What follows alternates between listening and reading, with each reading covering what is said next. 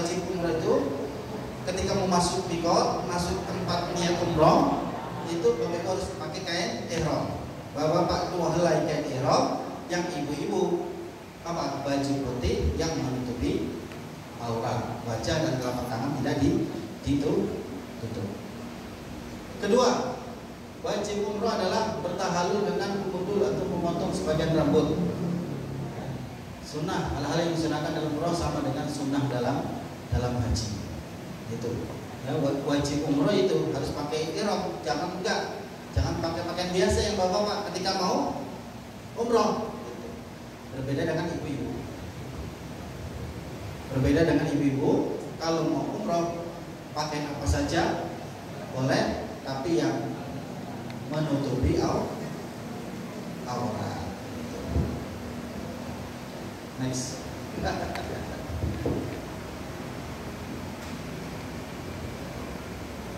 tata cara umroh sama ya, tadi sudah dijelaskan Bapak Ibu.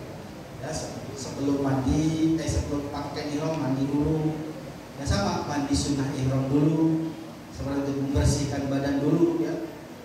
Baru memakai kain ihram. Ya. Banyak ini kalau dibaca di sini.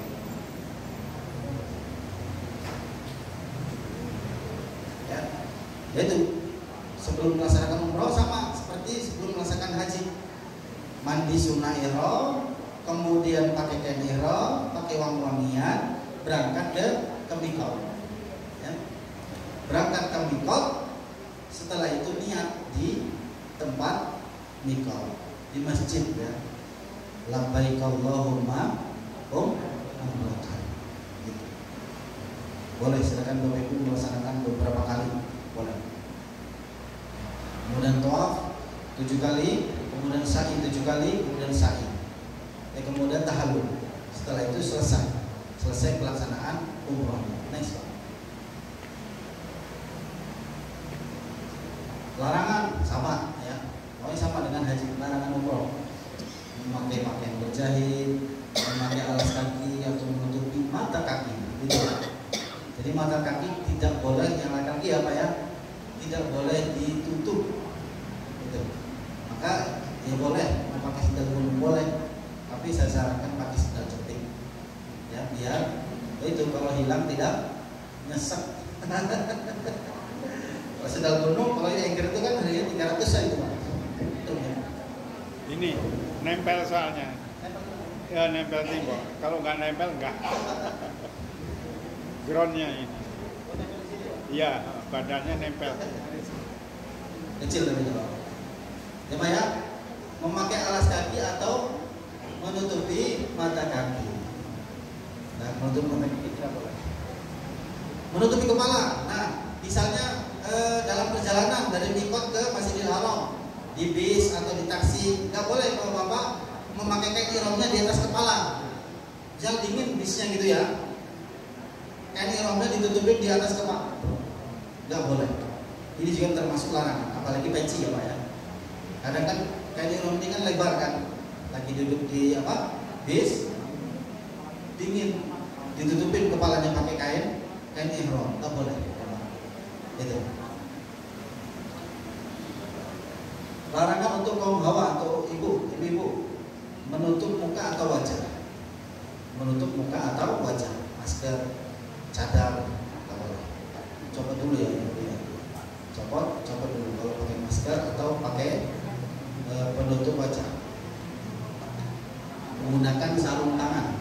Ya ibu-ibu, sarung tangan yang full tangan nggak boleh. Ya, pokoknya beli sarung tangan haji. Kan Pak. Ya, sarung tangan haji tidak beli yang itu sarung tangan haji atau umrah. Tidak boleh pakai penutup full tangannya. Larangan untuk keduanya, laki-laki dan perempuan, pakai wangi-wangian. Ya, kalau sudah niat itu ya. Kemudian menggunting kuku. Ya, Bapak Ibu lagi nyantai di bis mau ke Masjidil Haram mau umrah.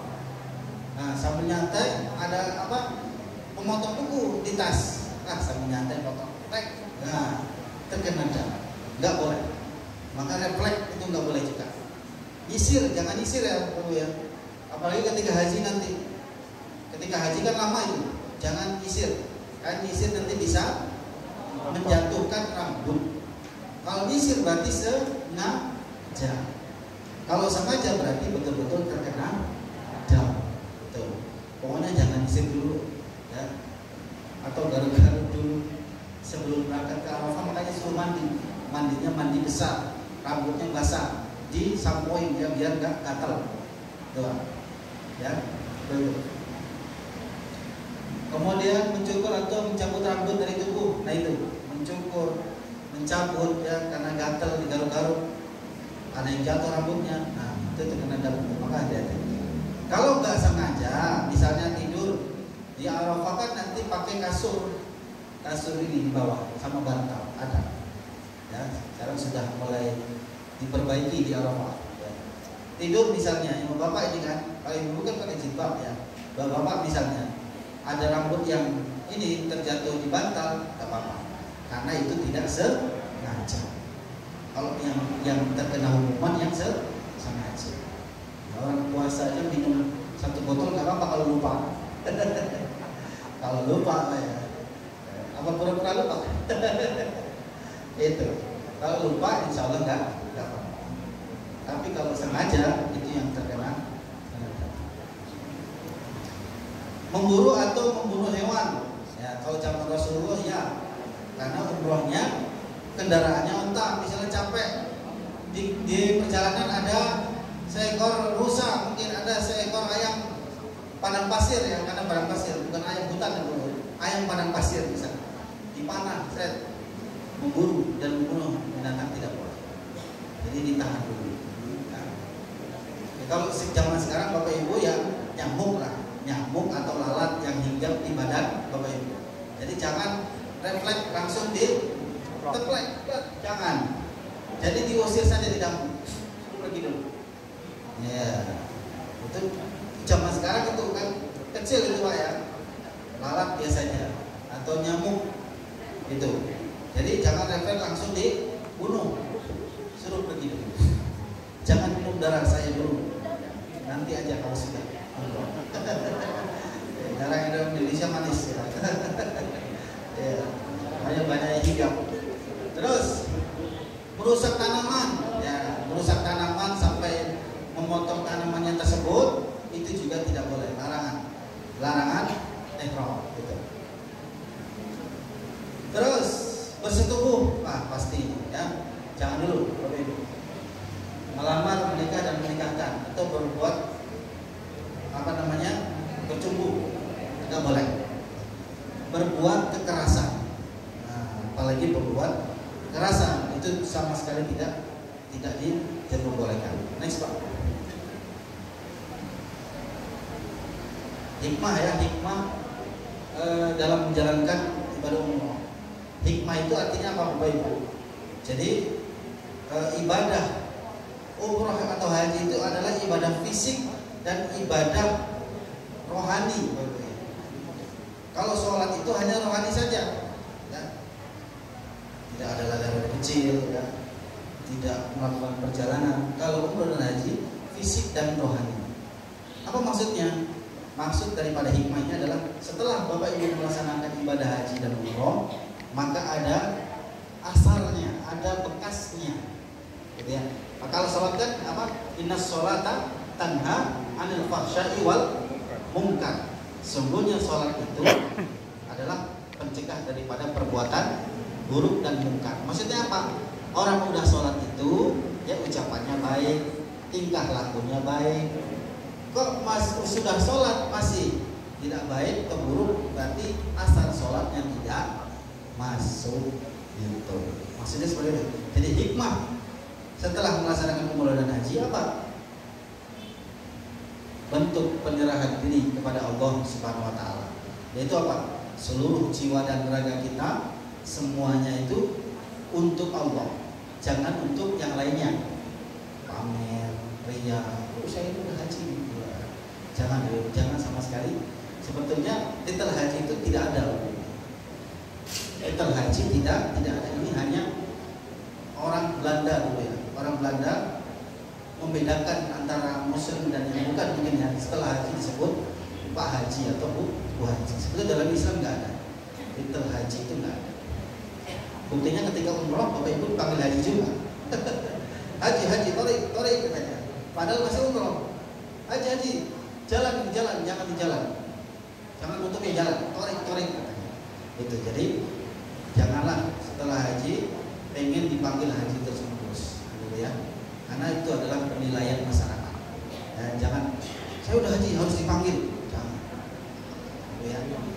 Itu nanti ada unsur yang bicara. Jadi serahkan semua untuk ketika beribadah umrah dan haji itu untuk menyerahkan diri kepada Allah Subhanahu wa Ta'ala. Kedua, memperkuat keimanan. Maka kenapa memperkuat keimanan Bapak Ibu? Karena apa? Haji itu termasuk rukun yang kelima. Setelah Bapak Ibu menyempurnakan rukun Islam kelima itu, maka termasuk memperkuat keimanan kita kepada Allah Subhanahu wa Ta'ala. Kalau ada salah satu yang belum dikerjakan, maka belum kuat imannya. Kayak gitu. Seperti itu. Jadi haji dan umrah memperkuat iman kita. Jangan malah meruntuhkan iman kita Bapak Ibu. Terus nomor 3, memperkuat ukhuwah Islamnya. Ya, jadi asal daripada haji dan umrah itu setelah pulang nanti Bapak Ibu, ukhuwah Islamiyahnya sesama tetangga, sama saudara itu harus diperkuat ya. Jangan sampai setelah haji malah menjauh dari keluarga. Kamu jangan dekat sama saya udah haji. Itu panggilan jangan tuh ya, Pak ya. Oke. Terus menumbuhkan rasa rela berkorban. Nah, ada tetangga, ada keluarga yang butuh, maka kita rela berkorban untuk mereka. Jangan ada pamrihnya ya. Tapi kalau pinjam uang ya harus dikembalikan. Jangan rela berkorban, pinjam uang dan kembalikan. Ya, kalau sekarang apa? Yang pinjam malah kayak singa, ya. Ditagih malah marah. Kalau hutang harus dibayar karena akan berhubungan dengan akhirat. Gantung dia nyawanya. Kalau belum bayar hutang. Terus setelah haji dan umrah, Bapak Ibu akan insya Allah ya memperoleh ketenangan batin. Karena Bapak Ibu berulang-ulang beribadah ya, Masjidil Haram, di Masjid Nabawi ya, yang berlipat-lipat pahalanya. Ya. Itu insya Allah Bapak Ibu akan mendapat ketenangan batin. Ya. Terus terikat dalam tauhid. Ya, jadi setelah haji itu harus terus ya. Jangan malah menurun ya. Memang ada hadis mengatakan al-iman yazidu wa yanqus. Iman itu kadang naik, kadang turun. Betul. Karena apa? Kita manusia ini diberikan dua keutamaan oleh Allah ya. Jadi manusia dan malaikat itu lebih mulia kita. Apa? Kita diberi dua, yaitu akal dan hawa nafsu. Maka di surah At-Tin kan, laqad khalaqnal insana fi ahsani taqwim. Sungguhnya Allah menjadikan manusia itu sebaik-baiknya ciptaan dan diberikan dua kemuliaan, akhlak dan hawa nafsu. Nah, kalau malaikat nggak dikasih hawa nafsu, iya, malaikat nggak dikasih hawa nafsu. Kalau dia dikasih hawa nafsu gawat, ya. Disuruh Allah suruh cabut nyawa manusia, Israel cabut nama ini. Nantilah ya Allah saya cabut. Nah, itu kan hawa nafsu. Makanya manusia banyak apa? Azan sudah berkumandang, tanggunglah masih jam 12, masih belum makan siang, tanggung soalnya nanti aja. Itu hawa nafsu. Lebih mulia, tapi kita disuruh untuk apa? Memperbaiki hawa nafsu kita apa? Yazid, iman kita diminta untuk terus bertambah. Itu, ya. Kayak kita harus imannya lebih kuat daripada malaikat. Malaikat hanya ya diberi satu saja kenikmatan, maka ketika diperintah oleh Allah Subhanahu wa Ta'ala, dia langsung dikerjakan karena malaikat tidak diberi hawa nafsu. Manusia diberi hawa nafsu itu dicoba apakah akan bertambah imannya atau tidak. Terus menambah ilmu keagamaan, ya pasti. Ya, mungkin kita sebelumnya hanya tahu fikih tentang sholat, tahu fikih tentang bersuci, tahu fikih tentang bersedekah mungkin. Nah, setelah Bapak Ibu melaksanakan umroh dan haji, Bapak Ibu tahu tentang fikih haji dan umroh dan bisa menyebarkan kepada kalangan lain, memberikan informasi. Ya, itu. Jadi akan bertambah ilmu keagamaan setelah melaksanakan haji dan umroh. Nomor 8 yaitu memotong kesombongan. Setan kan, Bapak Ibu, setan itu diusir oleh Allah Subhanahu wa taala. Setan itu dulu di surga, Bapak Ibu. Ya. Setan itu dulu namanya Azazil.